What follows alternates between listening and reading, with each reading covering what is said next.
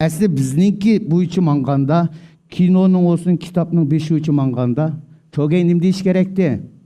Men ölgenden keyin Liangshanның atamallık ornu inim Sunjanga kalsın deyiş gerekti. Çünkü hayat vakti neçe ketim ütünüp de. Öz hayat vaktida. Lekin Çogey bunu şu halkılık vakitte vesiyetini bunda kaldırdı. Okuyadı köketti. Zerlik okuyanı. Vuyun xalpat okuyanı ekip Çogey'nin kolu tutkuzdu.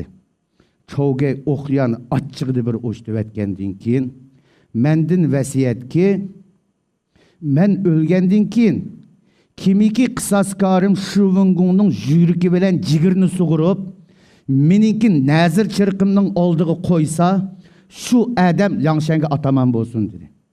Biz ma gapni o'ylasak, ma gapning ma'nosi cho'nqur bo'ldi. Demek bunun bir eğiz gap bilen Sunjanның ataman buluşini Sunjan'ni mavu Huşenrindemdi çıkarıp da taşıldı.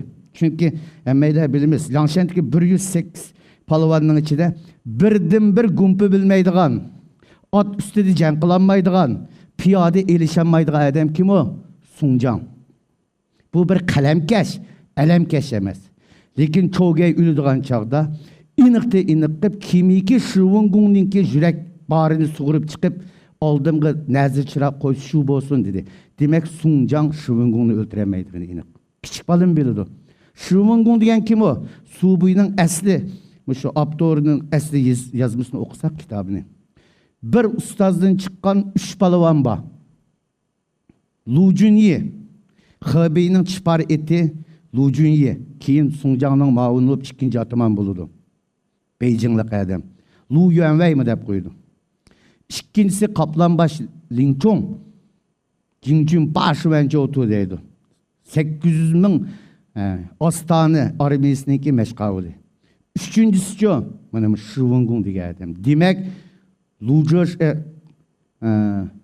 Lu Yuanwei, Lu Junyi, Şuvungung, Linchong üçü bir üstüden çıkan şu devirdeki acayip azimetli. Şuvungung okuyan atkan adam, Çogey'e tek güzge adam, adetki adam emez. Onu tıkı Liangshan'daki mındakrak adam mı, onun ile birge bir düşüp bunu öldürüş tez.